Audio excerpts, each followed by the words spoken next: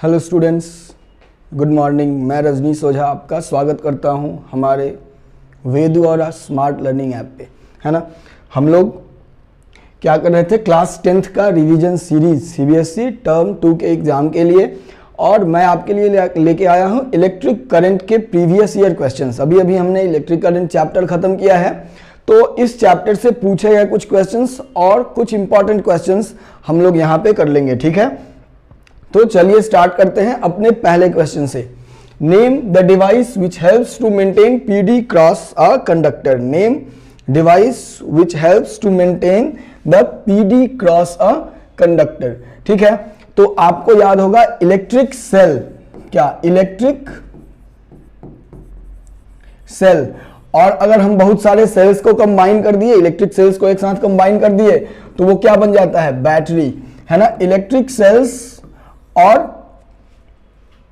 Battery जो है वो क्या करता है, helps to maintain the PD cross a conductor, ठीक है। इलेक्ट्रिक सेल और इलेक्ट्रिक बैटरी, है ना। अगले क्वेश्चन की ओर बढ़ते हैं। Will current flows easily through a thick wire और अ थीन वायर, एक्सप्लेन, ठीक है। कौन से वायर से, एक मोटे वायर से या एक पतले वायर से, कौन से वायर से करंट जो है वो आसानी से फ्लो होगा। आप याद कीजिए रेसिस्टेंस किन किन चीजों पे डिपेंड करता था, क्यों, क्योंकि अगर रेसिस्टेंस वायर का कम होगा तो करंट अपने आप ज्यादा फ्लो होगा, ठीक है। Lower the resistance higher the current, ठीक है। और हमने देखा था कि रेसिस्टेंस जो था वो इनवर्सली प्रोपोर्शनल था क्रॉस सेक्शनल एरिया के। रेसिस्टेंस इनवर्सली प्रोपोर्शनल था क्रॉस सेक्शनल एरिया के, मतलब कि क्रॉस सेक्शनल एरिया जितना ज्यादा होगा रेसिस्टेंस उतना ही कम होगा। क्रॉस सेक्शनल एरिया किसका ज्यादा होगा, थिक वायर का ज्यादा होगा।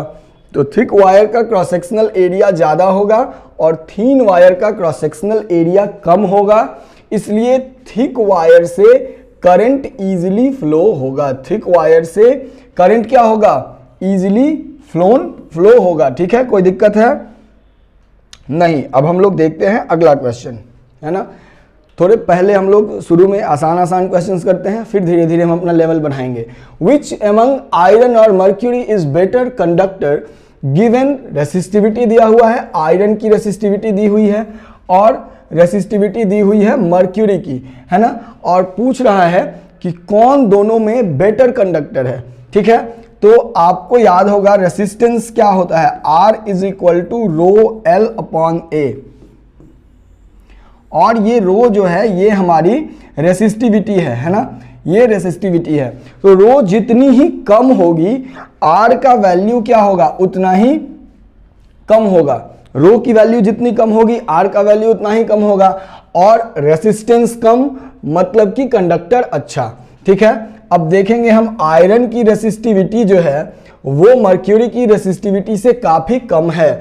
अगर आयरन की रेसिस्टिविटी मर्क्यूरी से कम है इसका मतलब हुआ आयरन जो है वो बेटर कंडक्टर है देन मर्क्यूरी, ठीक है। तो इसका आंसर क्या होगा, iron is a better conductor than mercury.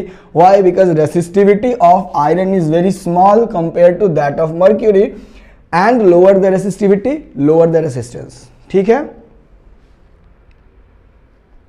चलिए अगले क्वेश्चन को हम लोग देखते हैं। Draw the diagram having a battery of 3 2V cells etch.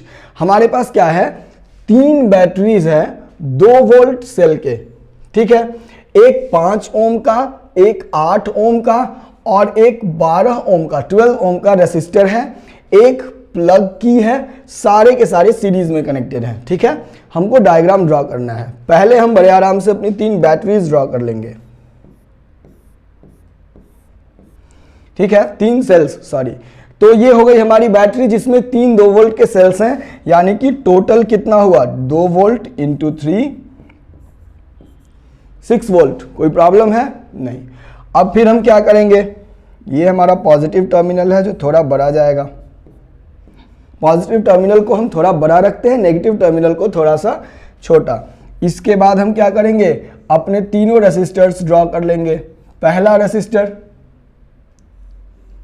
दूसरा रेसिस्टर, तीसरा रेसिस्टर। तीनों कैसे हैं, पैरेलल में हैं, तो हमने पैरेलल में ड्रॉ कर लिया।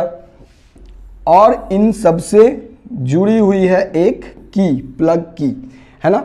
अब हम सिंबल्स दे सकते हैं R1, R2, R3, ऐसा दिखा भी सकते हैं कि कौन कितने का है। यहाँ 5 ओम, ये 8 ओम और ये 12 ओम।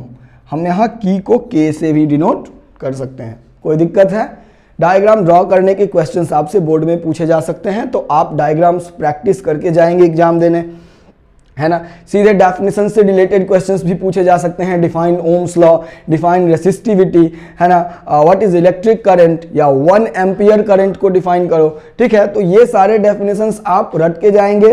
ये सारे डेफिनेशंस आपको हमारे वेदू और ऐप पे मिल जाएंगे। आप जाइए, ऐप को हमारे प्ले स्टोर से डाउनलोड कीजिए, वहाँ हम हर चैप्टर, हर सब्जेक्ट के डिटेल्ड नोट्स प्रोवाइड करवाए हुए हैं, तो जाकर के ऐप डाउनलोड कीजिए, ठीक है। Find the equivalent resistance, question कुछ ऐसा है।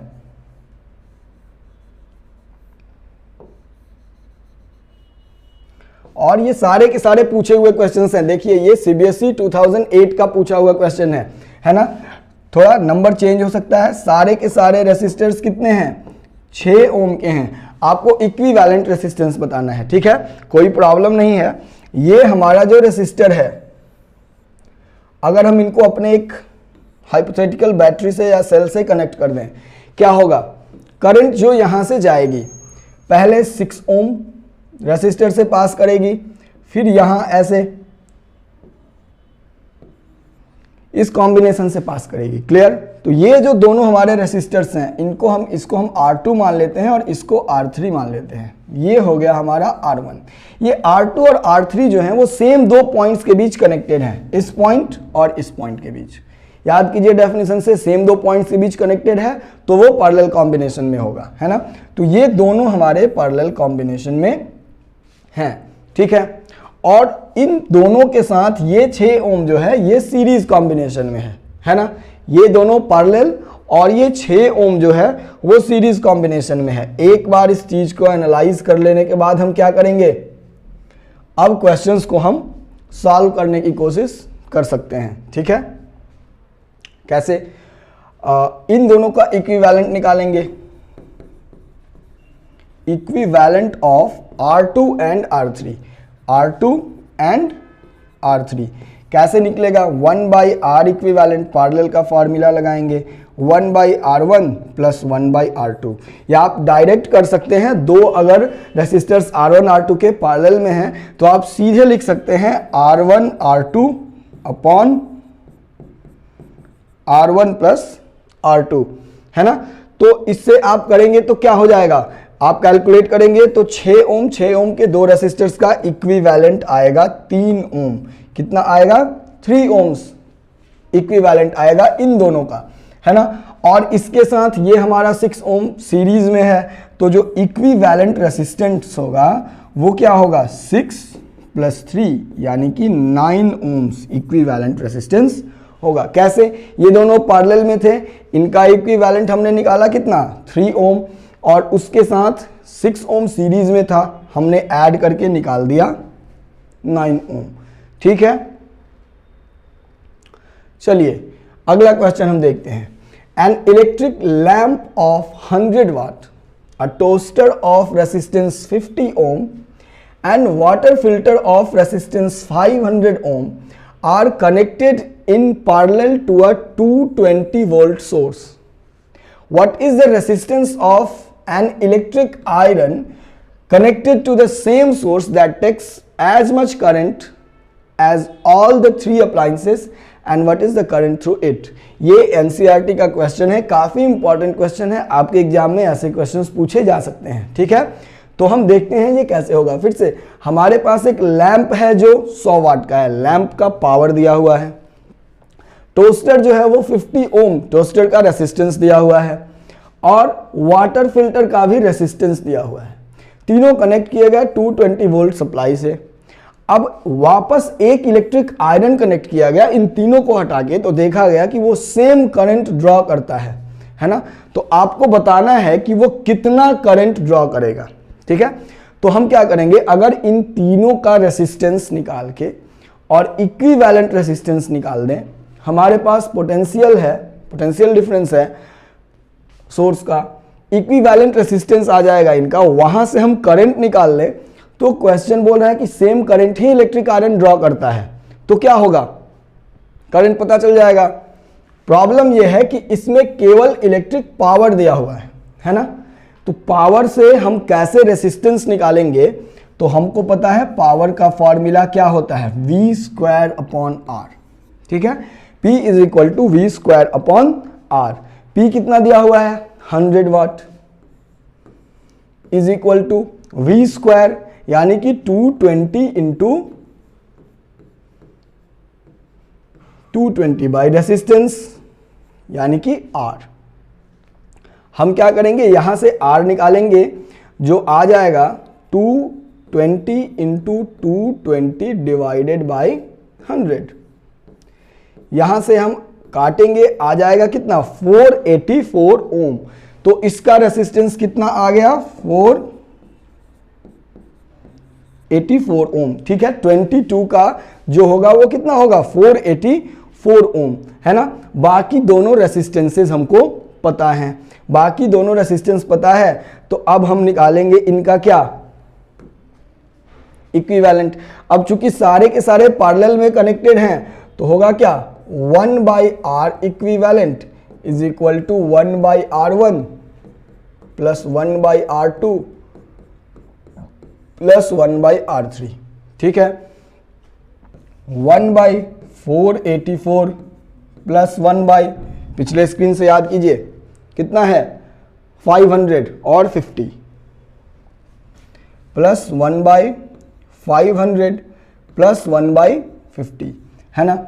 अगर ये आप कैलकुलेट करने जाएंगे तो आपको आएगा 2912 अपॉन 12100, ठीक है। कितना आएगा 1 by R equivalent is equal to 2912 upon 12100, यानी कि यहां से हम बोल सकते हैं R equivalent is equal to 12100 upon 2912, 12100 upon 2912। अगर इसी R इक्विवेलेंट का वैल्यू हम ओम्स लॉ में डालें, V is equal to IR, तो V कितना है 220, I निकालना है और R अभी अभी हमने निकालना है 12100 अपॉन 2912, है ना। यहां से I क्या आ जाएगा 220 इंटू 2912 अपॉन 12100, ठीक है। अगर इस चीज को आप कैलकुलेट करेंगे तो आपको 5.3 एम्पियर का करंट मिलेगा। कितना मिलेगा 5.3, आप कैलकुलेट कर सकते हैं 5.3 एम्पियर्स का करंट फ्लो होगा, ठीक है। हमने क्या किया, हमने पावर का फॉर्मूला इस्तेमाल करके और रेसिस्टेंस निकाल लिया, ठीक है। और ये रेसिस्टेंस निकालने के बाद हमने तीनों जो हमारे अप्लायंसेस थे, लैंप, टोस्टर और वाटर फिल्टर, इन तीनों का हमने इक्विवेलेंट रेसिस्टेंस निकाल लिया, जो कि कितना आया 12100 अपॉन 2912। और इसके बाद हमने क्या किया, ओम्स लॉ अप्लाई करके करंट निकाल लिया, ठीक है। अगला क्वेश्चन देखते हैं। How can three resistors of resistance 2 ohm, 3 ohm and 6 ohm be connected to give a total resistance of 4 ohm and 1 ohm?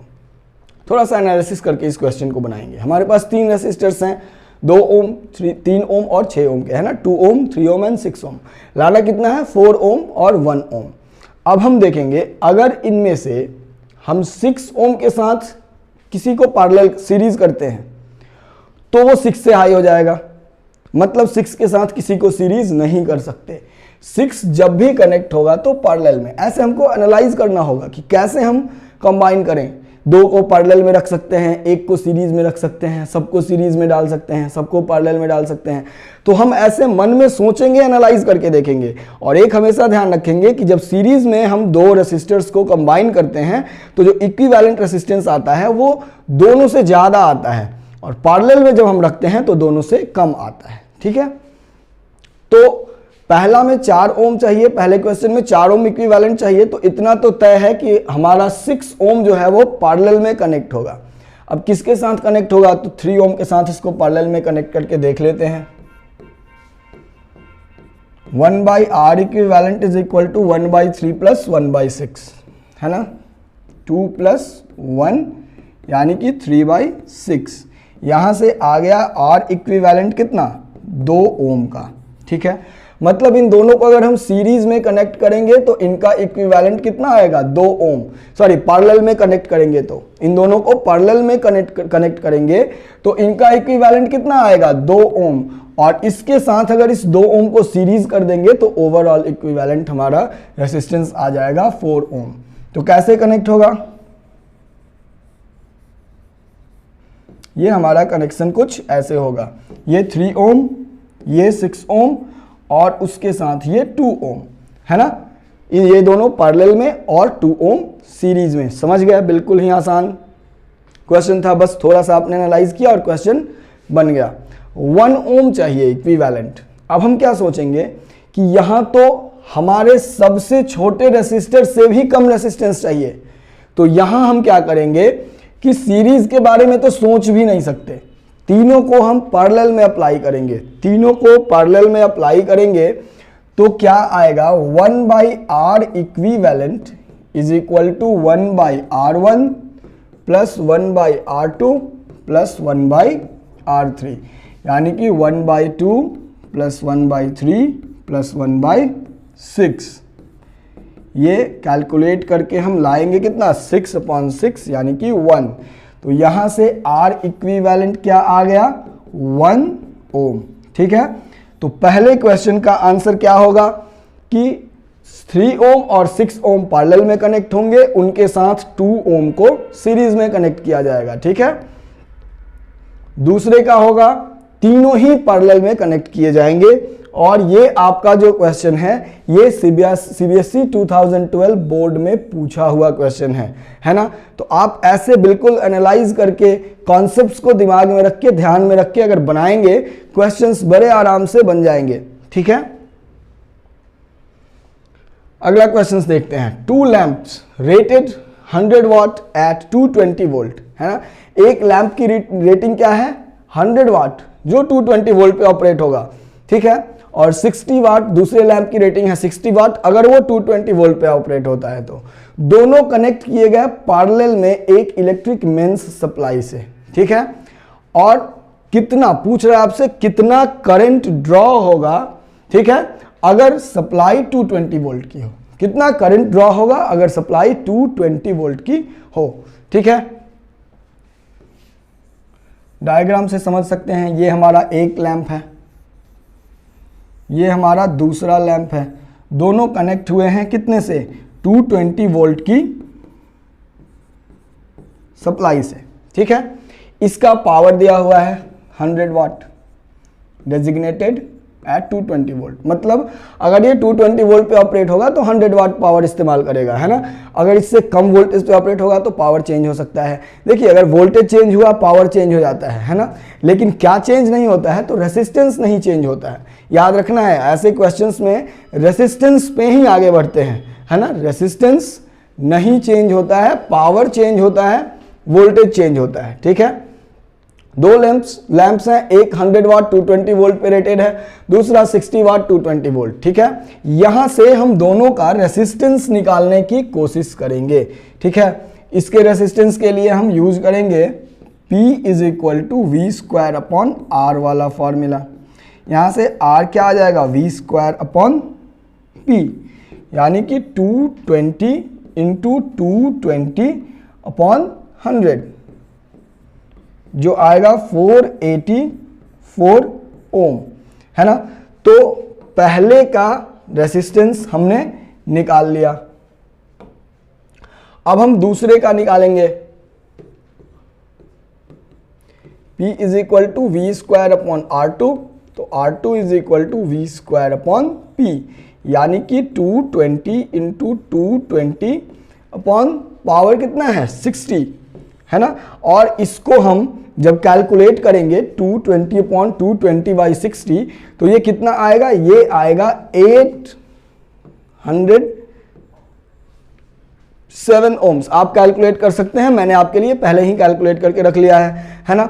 807 ओम दूसरे वाले का और 484 ओम पहले वाले का रेसिस्टेंस आ गया। चूंकि दोनों ही पैरेलल में कनेक्टेड हैं तो हम क्या करेंगे, इनका इक्विवेलेंट रेसिस्टेंस निकाल लेंगे।